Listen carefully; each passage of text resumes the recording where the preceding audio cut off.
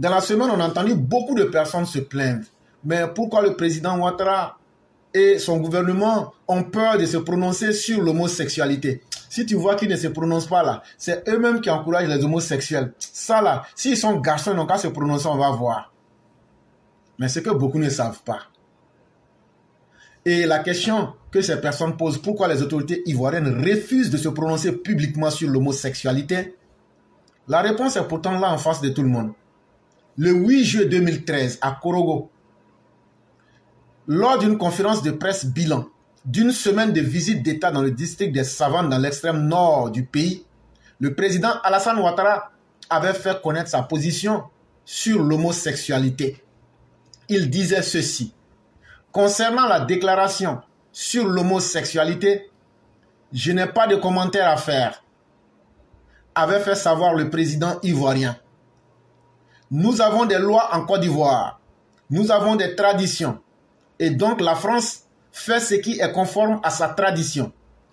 Les États-Unis aussi, et la Côte d'Ivoire a ses propres traditions, avait également ajouté le chef d'État Alassane Ouattara. Qu'est-ce que ça veut dire en français simple? Le président Ouattara, en 2013, et pour être plus précis, dans le mois de juillet 2013, il a fait une tournée dans le nord de la Côte d'Ivoire, qu'on appelle la région des Savanes. La fin d'une semaine, c'était le 8 juillet 2013. Et donc, pour faire le bilan de sa tournée dans la région des Savanes, il y a eu une conférence de presse pour faire le bilan de sa tournée. Et ce jour-là, c'était exactement le 8 juillet 2013. Et des journalistes sont venus, ont demandé au président de la République, son Excellence Alassane Ouattara, qu'est-ce que tu penses de l'homosexualité? La première réponse du président: concernant la déclaration sur l'homosexualité, je n'ai pas de commentaire à faire. Ceux qui ne comprennent pas, ça veut dire je n'aime pas.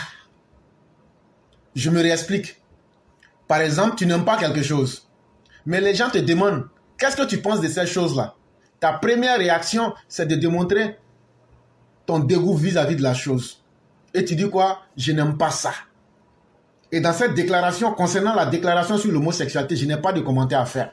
C'est quelque chose de très laid, c'est quelque chose d'horrible, c'est quelque chose d'irresponsable et c'est quelque chose de contre-nature. Je n'ai pas de commentaire à faire là-dessus. C'est tellement bas comme chose à parler là-dessus. Je suis plus important que ça. Je n'aimerais même pas en parler. Mais comme vous insistez, nous avons des lois en Côte d'Ivoire. Il rappelle à ces journalistes-là qu'en Côte d'Ivoire, là, regardez dans les lois de la Côte d'Ivoire, est-ce qu'il y a une loi qui encourage l'homosexualité? Est-ce qu'il y a une loi qui dit que les homosexuels, là, ils sont sur leur paradis? Est-ce qu'il y a une loi qui dit que l'homosexualité, là, nous les autorités, on encourage ça, ou on est pour ça? Nous avons des traditions. Il dit, en plus des lois qui ne sont pas en faveur de l'homosexualité, nous avons des traditions. Quelles sont les traditions africaines? Citez-moi les traditions africaines, et en particulier les traditions ivoiriennes, et dites-moi lesquelles traditions encouragent l'homosexualité. Et donc, en plus des lois qui représentent la modernité de notre État ivoirien, il dit que dans toutes nos cultures, là, l'homosexualité est une valeur qui n'est pas du tout encouragée. Donc, il met nos lois et nos traditions en face l'un de l'autre pour dire que ni la loi, ni la tradition ivoirienne n'encourage, ne supporte et n'aime l'homosexualité. Donc, la France fait ce qui est conforme à sa tradition. Donc, si les Français, là, eux, là, dans leur tradition, être pédés, homosexuels, là, eux, ils encouragent ça, c'est leur problème, c'est leur tradition. Lui, il ne peut pas aller se battre avec eux. Il ne peut pas changer leur tradition, comme eux aussi ne peuvent pas transformer nos lois et nos traditions. Les États-Unis aussi. Il dit, mais il ne parle pas à la France seule. Les États-Unis aussi ont leur propre tradition. Ils ont leur propre loi. Sinon, on n'a pas demandé à changer leur loi. Sinon, on n'a pas demandé à changer leur tradition. Ce n'est pas à eux de nous imposer de changer nos traditions. Ce n'est pas à eux d'imposer à nous de changer nos lois. La Côte d'Ivoire a ses propres traditions, avait également ajouté le président Alassane Ouattara. Voilà donc clairement établi Pour ceux qui disaient que l'État ne s'est pas prononcé, je vais même plus loin pour dire que la personne même du chef de l'État a été plus que claire au moment où les gens même ne s'intéressaient pas à cette question. Depuis 2013, exactement le 8 juin 2013, il s'est clairement prononcé sur la question pour montrer son avis personnel, mais aussi l'avis de nos traditions et de nos lois, pour dire que l'homosexualité ne va pas prospérer dans notre pays qu'est la Côte d'Ivoire. Entre-temps, le Burkina, le Mali et le Cameroun qui voulaient faire passer la Côte d'Ivoire pour un pays de Woubi, on se demande bien comment la Côte d'Ivoire peut être un pays de Woubi. Est-ce que nos femmes ivoiriennes là, elles accouchent des Woubi? Ou bien, comment les Woubi se retrouvent en Côte d'Ivoire pour que la Côte d'Ivoire devienne un pays de Woubi? Et là, on va venir à cet article-là qui va nous dire la vérité sur tout. Aujourd'hui, eux qui veulent traiter la Côte d'Ivoire des pays Woubi, on s'est rendu compte que ce sont eux, leurs Woubi qui viennent en Côte d'Ivoire pour venir salir notre pays avec cette abomination. Et on va écouter ici cette vidéo ensemble et vous allez comprendre de quoi il est question. Au fur et à mesure, je vais arrêter pour vous expliquer de quoi il est question.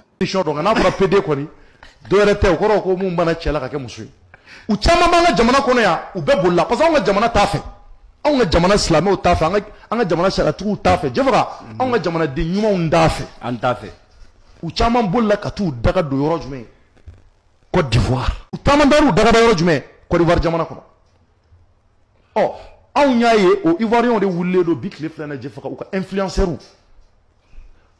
u ka animateur u ka kunnafonidilaw a kuma kɛmɛ k'u ka réseau n'u ka télé minɛ. Wallahi malien Ivoirien ka population do de bɔra kunu u tamana ko pedo ka buka dugula. Ce Malien qui est journaliste qui s'appelle Jefaka qui dit clairement que les PD, les homosexuels, les Woubi, les transgenres, les LGBTQRXYZ, quoi que vous voudrez, que ce sont eux les Maliens, les Burkinabés et les gens de l'AES, eux n'aiment pas les Woubi. Et que ce sont leurs Woubi qui fuient pour venir en masse en Côte d'Ivoire.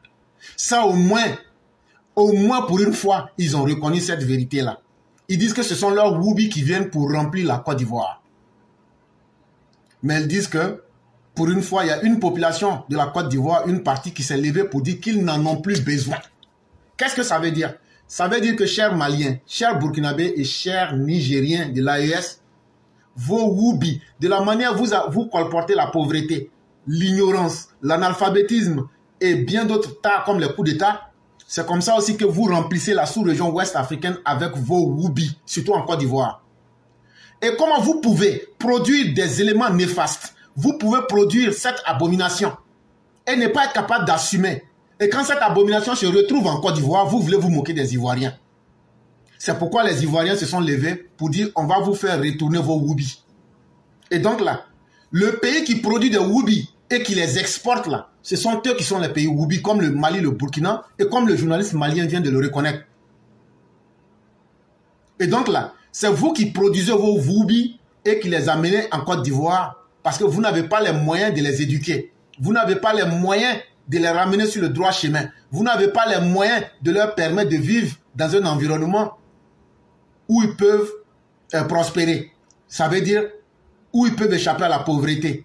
Et après, vous les déportez comme de la même manière, vous déportez vos mendiants en Côte d'Ivoire. Comme de la même manière, vous déportez vos djihadistes en Côte d'Ivoire. Comme de la même manière, vous déportez vos analphabètes en Côte d'Ivoire. C'est de cette même manière-là que vous déportez aussi vos Woubi en Côte d'Ivoire.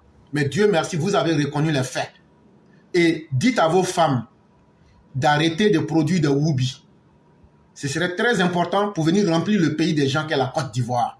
Comme vous reconnaissez que c'est vous qui produisez les Woubi, et donc là, coupez la source et vous verrez qu'il n'y aura plus de Woubi en Côte d'Ivoire. Ça, c'est très important que vous ayez reconnu ces faits-là. C'est la même chose pour les Camerounais. Et on écoute ici pour voir combien de fois ces pays encouragent les Woubi. Je parle du Mali, du Burkina, du Niger et du Cameroun. Écoutons ici ce qui se passe. Brenda Biya embrasse sa compagne, une photo postée sur son compte Instagram. La fille du président camerounais déclare son amour à la brésilienne Leyans Valença « Et je veux que tout le monde le sache », écrit-elle. Une belle histoire, un pas en avant surtout pour le droit des homosexuels, pour certains activistes. C'est la fille du président du Cameroun, Brenda Biya, qui aujourd'hui est devenue porte-parole internationale, championne d'Afrique de Woubi, jusqu'à même elle a déporté ça en Brésil. Et elle prend le soin de se poster sur les réseaux sociaux pour dire que le Cameroun aujourd'hui est devenu le paradis de Woubi. Et en plus de cela, il y a même une activiste, une vieille dame camerounaise que vous allez écouter maintenant. Elle, son travail, elle dit que ce que Brenda a fait là, qu'elle encourage toutes les femmes de l'Afrique à le faire. Mais avant d'encourager toutes les femmes, c'est un message qui se lance d'abord aux femmes du Cameroun. Cette dame-là va vous dire ici qu'elle encourage toutes les femmes du Mali, du Burkina, du Niger et du Cameroun à devenir des lélés, à devenir des woubi, à devenir des single ladies et à faire tout ce qu'elles peuvent faire parce que c'est ça maintenant qui est leur mode qu'ils veulent déporter et verser sur l'Afrique. Et on écoute cette dame-là ici. Fait sa part dans ce travail-là. Maintenant, c'est à nous tous de faire en sorte qu'il y ait beaucoup de Brenda, que tout le monde soit Brenda en matière d'homosexualité. Vous avez entendu? Il dit maintenant, il reste maintenant la responsabilité aux femmes du Cameroun, du Mali, du Burkina, de mettre tout en œuvre pour qu'il y ait beaucoup de Brenda Biya. Là, comme ça, eux vont se sentir à l'aise. Et donc, vous voyez que ce sont les femmes de ces pays-là qui encouragent au woubiisme. Les femmes maliennes, les femmes burkinabè, les femmes nigériennes et les femmes camerounaises que vous venez d'entendre, c'est la même mentalité qu'elles partagent. Et ça, c'était important à savoir. Entre-temps, le Burkina aussi est le berceau des Woubi. Écoutez ici le témoignage de ce jeune burkinabè et comment on les prend par semaine, par groupe de 10 pour pratiquer cette abomination. Nous, c'est Sawadgo Eugène. Alors, je suis élève en classe de 3e. Bon, ça a commencé en 2017, pendant les vacances. Alors, on partait chercher du travail chez un blanc, c'est à Gonguin. Maintenant, chaque semaine, il recrute au moins 10 éléments. Et la semaine suivante, un autre groupe. Maintenant, j'ai une fois été sélectionné. Voilà, et j'ai fait la connaissance du blanc. Voilà, un jour, il a causé avec moi. Voilà, il m'a demandé où je logeais, la profession de mes parents. Je lui ai dit que mon papa c'est un ancien combattant. Il dit que lui aussi il a été un militaire avant d'être imprimeur lorsqu'il était à Paris. Voilà. Ensuite, il m'a demandé si j'avais un téléphone. Je dis non. Il m'a trouvé de l'argent le lendemain, 15 000 francs pour le téléphone. Alors après ça, il a pris mon numéro. Alors, il m'a dit que quand j'aurais besoin d'argent, je pourrais passer le voir. En temps, il a commencé à me caler. Vous aurez entendu le témoignage de ce jeune burkinabè qui donne son nom et qui témoigne comment il y a un blanc qui, soit disant que c'est devenu un travail pour eux, les regrouper par groupe de 10 chaque semaine. Et bizarrement, il leur offre des téléphones et la somme de 15 000 francs et après, il leur propose de passer à 7 actes ignoble et abominable. Et que dans son cas, après qu'il ait reçu, qu'il ait été sélectionné dans le groupe de 10 de cette semaine-là, quand il a été sélectionné, le monsieur lui a demandé, il dit, mais c'est comment? Il dit, oui, mon papa est ancien combattant. Le monsieur aussi dit, moi, je suis ancien combattant aussi. Le monsieur allait lui payer un téléphone et il a ajouté la somme de 15 000 francs dessus. Et il a commencé à lui faire des caresses. Et vous savez comment ces choses-là, ignobles-là, se terminent.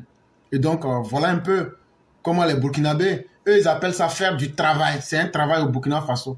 Être woubi, c'est même un métier là-bas. Et ça, c'est important qu'on le dise. Ce n'est pas un métier, c'est une humiliation et c'est une abomination. Mais encore, il y a un Malien qui est même l'ancêtre même des woubi. C'est-à-dire, lui, il était femme. Il est devenu homme maintenant. Quand il est devenu homme maintenant, là, il est devenu maintenant bisexuel. Et donc là, ça, on ne peut pas demander un démon qui soit plus dangereux que lui. Et quand les gens lui demandent, mais tu es de quelle nationalité? C'est avec fierté qu'il dit qu'il est malien. Je suis un homme hétéro, mais trans. Je suis né femme. Tu es de quelle origine? Je suis malien. Vous avez entendu? Et qu'est-ce que vous voulez que je dise encore? Mais il y a une autre. Il y a une autre encore, pour ne pas dire un autre, parce que là, ça devient compliqué. Qui était garçon, c'était une Camerounaise. Il ou elle se fait appeler Shakiro. Et la chose dit que c'est que Brenda, la fille du président, Paul Biya, a fait, qu'ils sont tellement contents que le Cameroun soit devenu le paradis des woubi. Écoutez ici, cette personne qui était un homme, qui se dit aujourd'hui être devenu femme et qui se fait appeler Shakiro, écoutez ce que cette personne m'a dit ici. La célèbre transgenre Shakiro, contrainte à l'exil, dit également sa fierté sur les réseaux sociaux. Elle espère même obtenir, écrit-elle, la dépénalisation de l'homosexualité. Brenda, tu es une bénédiction pour la communauté LGBTQI+. Je suis plus que fière, Brenda, en tant que fille de président, assumer ton orientation sexuelle comme tu l'as. Donc pour les Camerounais, être LGBTQ, être ce que vous connaissez, Woubi, c'est une bénédiction. Et le transgenre, Shakiro le dit ici, grâce aujourd'hui à la fille de Paul Biya, et aujourd'hui, ils vivent l'homosexualité comme une bénédiction au Cameroun. Fierté sur les réseaux sociaux. Elle espère même obtenir, écrit-elle, la dépénalisation de l'homosexualité. Brenda, tu es une bénédiction pour la communauté LGBTQI+.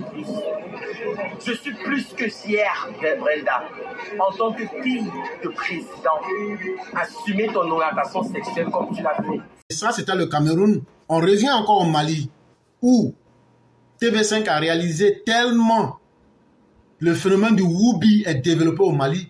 TV5 s'est déplacé pour aller au Mali, pour aller faire des émissions sur le Woubi du Mali. Et celui qui va parler là, il parle en bambara, mais c'est traduit. Et c'est important parce que à travers la langue qu'il dit, vous allez comprendre qu'on n'est pas là pour tromper les gens. Les pays producteurs de Woubi, le Mali est premier, le Burkina est deuxième, le Niger est troisième et le Cameroun est leur paradis. Quand vous déportez vos mauvaises abominations sur le pays des gens, vous devrez avoir honte de vous-même et vous devrez rester humble plutôt que de vouloir stigmatiser ces personnes que sont les Ivoiriens, alors que ce sont vos misères morales que vous déportez dans leur pays. Et donc, celui-là ici, quand TV5 va se déplacer pour venir faire spécialement des reportages sur les Woubi, tellement ils sont beaucoup au Mali, il va dire aux journalistes là, non, cachez mon nom, dites que mon nom c'est Sidi. On écoute ici le Woubi Sidi. Sidi n'est pas son vrai prénom. Il témoigne anonymement, car prendre la parole comme homosexuel au Mali est un acte risqué. Mais le jeune homme tient à s'exprimer, à raconter sa vie, toujours sur le fil. Il vient d'être expulsé de son logement par son propriétaire et a trouvé refuge chez un proche en périphérie de Bamako. Il a aussi perdu son emploi il y a peu, en cause toujours son homosexualité, même s'il la cache. Ça faisait 8 ans et 8 mois que je travaillais dans cette entreprise. Mon employeur m'a chassé et menacé quand il a découvert mon homosexualité. Je n'ai pas été dédommagé, rien. Je vis dans la précarité. On souffre énormément. On a toutes les difficultés. Il dit Antorolendo, ça veut dire eux souffrent. Parce que lui n'a pas pu échapper pour se retrouver en Côte d'Ivoire. Et donc que les Maliens, les Burkinabés assument qu'ils sont des pays producteurs de Woubi. C'est eux les Woubi qui sont dans toute la sous-région ouest africaine et en particulier en Côte d'Ivoire. Non seulement vous êtes en train de freiner la propagation de l'humanité à travers votre sale guerre de djihadisme, à travers vos coups d'État, mais vous êtes en train d'être aujourd'hui un mal pour toute l'humanité. Je parle des États de l'AES et du Cameroun, à travers les Woubi que vous faites, que vous expédiez dans tous les pays et en particulier la Côte d'Ivoire. Et donc n'ayez pas peur qu'on puisse vous déporter vos Woubi pour que vous soyez fiers d'eux, parce que c'est vous qui les produisez et qui les mettez dans la sous-région ouest africaine. Et ce n'est pas tout. Il y a Sarah de Bamako qui va vous parler. C'est un garçon, PD malien, qui se fait appeler Sarah de Bamako. Écoutez ici Sarah de Bamako. Sarah et Aïcha sont nées dans un corps d'homme, mais elles s'identifient comme femmes depuis leur enfance. Sarah a quitté le Mali, espérant une meilleure vie à Abidjan. Sarah de Bamako a quitté, un garçon transgenre, PD, a quitté Bamako pour venir chercher une meilleure vie en Côte d'Ivoire. Et il ou elle vous dit que lui, les Maliens, 100%, sans mélange de sang. On écoute encore une fois pour ceux qui n'ont pas entendu, pour lever tout amalgame et tout équivoque. On va donc vous faire écouter ça ici, une dernière fois avant de pouvoir progresser. Mais elles s'identifient comme femmes depuis leur enfance. Sarah a quitté le Mali, espérant une meilleure vie à Abidjan. Vous avez entendu que Sarah de Bamako dit qu'il ou elle est enfant malien 100% et qu'il n'y a pas de mélange dans son sang. Donc le sang de ceux qui ont oublié dans vos corps là, c'est au Mali là-bas. Et puis au Burkina Faso. Et donc soyez fiers de cela, surtout que vous êtes à l'origine de l'humanité, comme disait quelqu'un. Soyez fiers d'assumer que c'est vous, le berceau de l'humanité aussi, du wahhabisme, à travers le monde.